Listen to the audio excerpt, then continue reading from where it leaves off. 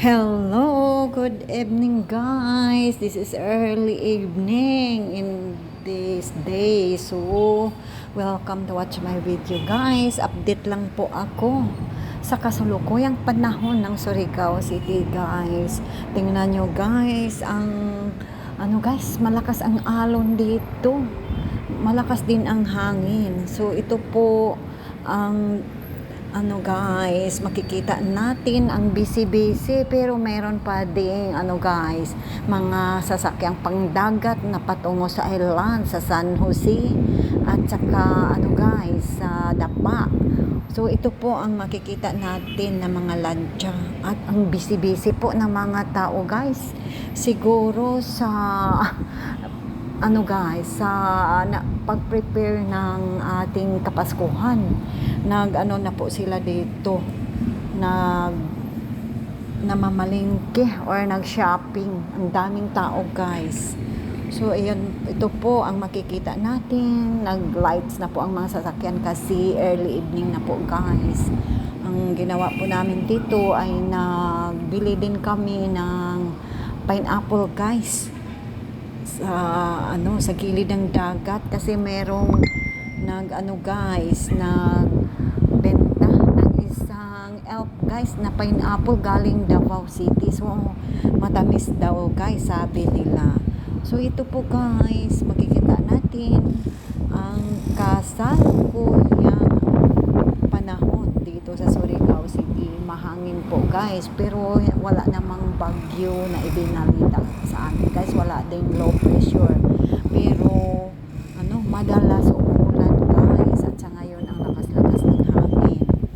So ito na po guys, pauwi na po kami sa ngayon kasi gabi na po. Tapos na din kaming nagbili ng pineapple dito.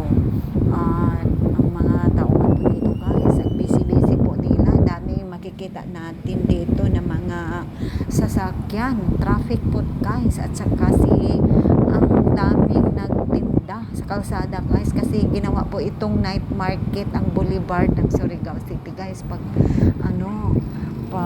gabi. So ang daming mga makikita natin dire guys at mabibili na mga items na guys natin makikita sa mata.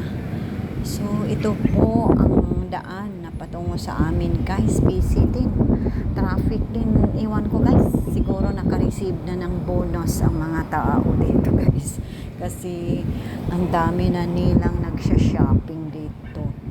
At makikita natin na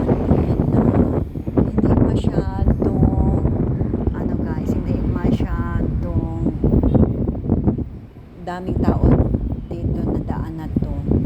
So kami po guys ni Habibi ay early po kaming umuwi kasi natatakot po kami bumuhos bigla ang ulan kasi ang ulan po dito guys ay ang lakas-lakas.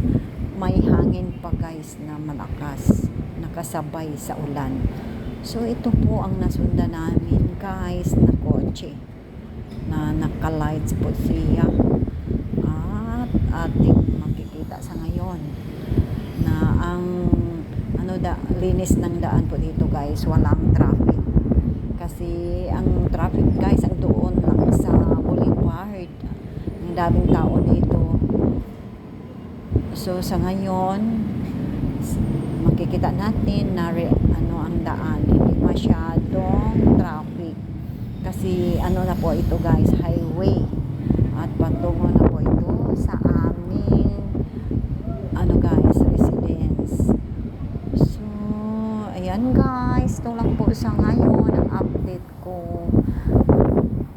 Thank you for watching my video. God bless.